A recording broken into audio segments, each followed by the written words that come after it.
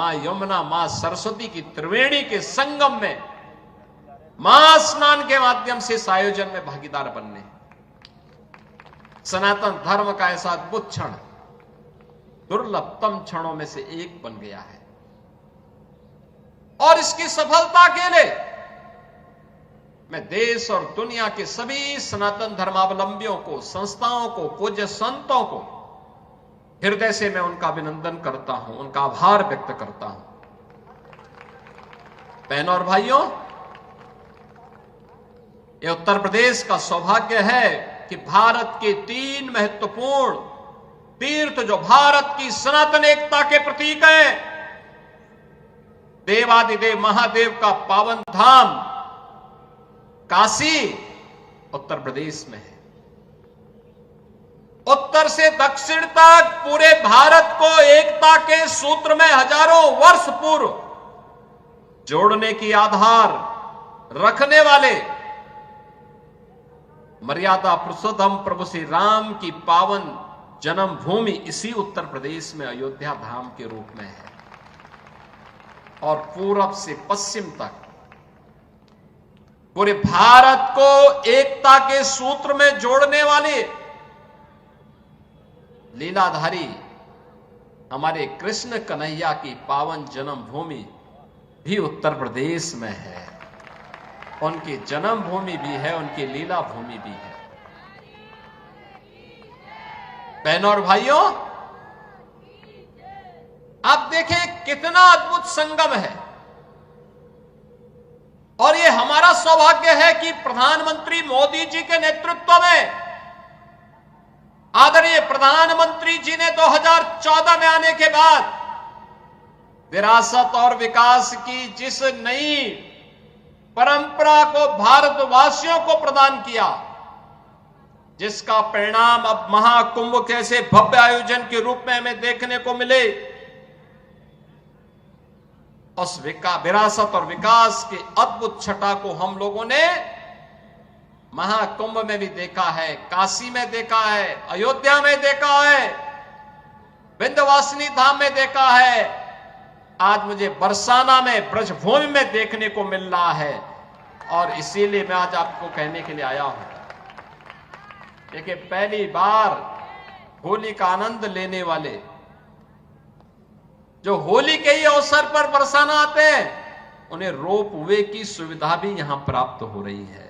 पहली बार आराम से वहां जाकर के आप दर्शन ले सकते हैं। ऐसे ही अन्य तमाम विकास की योजनाओं के साथ हमने पहले जोड़ा है। 100 करोड़ की योजनाएं अभी हमारी चल रही हैं और आज तो मैं आपको ये आश्वस्त करने के लिए आया हूं। चौधरी साहब ने जो बात यहां पे कही है,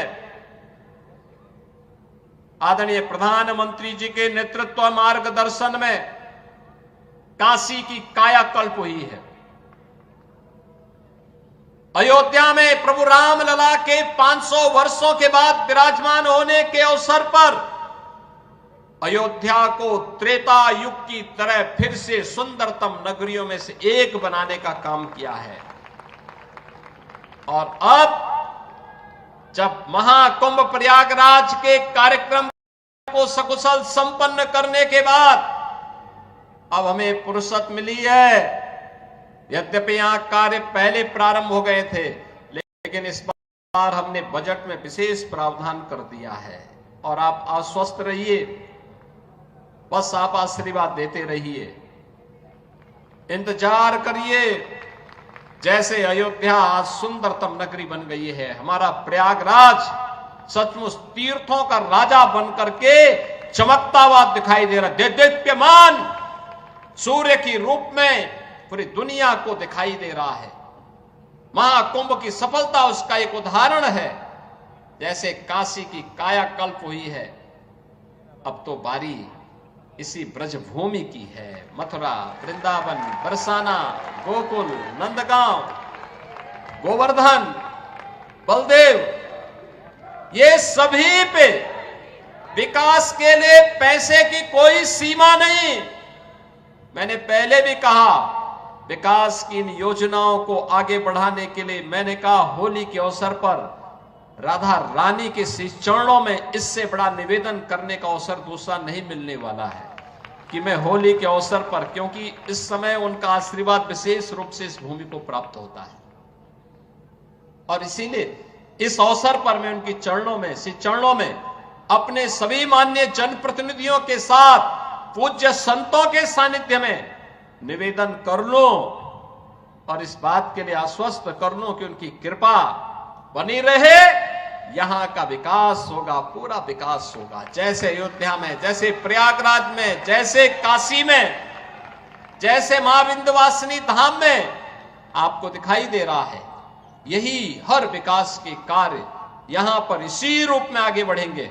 और अब तो जो हमारे पूज्य संतों की चिंता हुआ करती थी कि यमुना मैया के बारे में भी तो कुछ होना चाहिए। और बहनों और भाइयों, मैं आज आप सबसे कहने के लिए आया हूं, मैं आप सबसे कहने के लिए आया हूं कि यमुना मैया, अब तो दिल्ली में भी राम भक्तों की सरकार आ गई है आदरणीय प्रधानमंत्री जी के नेतृत्व में। तो ये मान करके चलिए कि यमुना मैया भी अब मां गंगा की तर्ज पर अविरल और निर्मल होकर के फिर से 5000 वर्ष पुरानी स्मृतियों को, जब हमारे कृष्ण कन्हैया यमुना मैया की गोद में वहां पर अपने ग्वाल बालों के साथ जब वहां पर डुबकी लगाया करते थे, वह दृश्य फिर से हमें इस भूमि पर देखने को मिलेगा। और यह दिन बहुत दूर अब नहीं रहा। और इसीलिए आज के इस अवसर पर आप सबको मैं होली की अपनी मंगल में शुभकामनाएं देता हूं, बधाई देता हूं। वैसे भी यहां के तीर्थ के बारे में यह मान्यता है कि बरसाना तो साक्षात ब्रह्मा जी का प्रतीक है, नंदगांव भगवान शिव शंकर है और गोवर्धन साक्षात विष्णु है। इन तीनों का संगम हमारी ब्रज भूमि में है। तो कौन ऐसा व्यक्ति होगा जो ब्रज भूमि के रज रज को अपने साथ जोड़ने का और अपने आप को उसके साथ आत्मसात करने का दुर्लभ आशीर्वाद से वंचित रहे। और हम लोग भी उस आशीर्वाद को लेने के लिए आज यहां पर आए हैं। आज के इस अवसर पर, आज जब पिछले कई दिनों से मैं सुन रहा था होली के आयोजनों के साथ अलग अलग जगहों पर अलग अलग कार्यक्रम चल रहे हैं, तो मैंने भी चौधरी साहब से कहा, यहां के माननीय जनप्रतिनिधियों से कहा, मैंने कहा मुझे भी चलना है, कोई तिथि बताइए। और मुझे प्रसन्नता है कि लड्डू मार होली के अवसर पर मुझे यहां पे दर्शन करने, आपके साथ संवाद करने, रंगोत्सव को आगे बढ़ाने के आयोजन के साथ जुड़ने का अवसर प्राप्त हुआ है। कल विश्व प्रसिद्ध लठमार होली है, कितना अद्भुत है। कोई बैर भाव नहीं, कोई किसी से शत्रुता नहीं। होली तो आपसी सद्भाव का त्योहार है, मेल भाव के साथ दूरियां को कम करने का त्योहार है, एकता के सूत्र में जोड़ने का जो संदेश महाकुंभ ने दिया है, होली उसकी पुष्टि करता है, उसको और मजबूती प्रदान करता है। खूब उत्साह के साथ, खूब उमंग के साथ सनातन परंपरा के सद्भाव को, सौहार्द को एक एक भारतीय तक पहुंचाने की आवश्यकता है। और आपको इस बात के लिए आश्वस्त करते हैं, बाकी तो चिंता ये डबल इंजन की सरकार करेगी, आपको चिंता करने की आवश्यकता नहीं। विकास के कार्यों की, अन्य कार्यों की, सुरक्षा है, विकास है, समृद्धि है, संस्कृति है, इन सब की चिंता सरकार करेगी। आप सब अपना आशीर्वाद बनाए रखिए। आप सबको होली की मंगल में शुभकामनाएं। यह होली का पर्व आपके जीवन में इसी प्रकार से आनंद और उत्साह का संचार करे। राधा रानी से, यमुना मैया से और बांके बिहारी जी से यही प्रार्थना करते हुए मैं आप सबके प्रति, पूरे प्रदेश वासियों के प्रति अपनी शुभकामनाएं देता हूं। धन्यवाद। जय हिंद। बोल वृंदावन बिहारी लाल की, राधे रानी की, यमुना मैया की।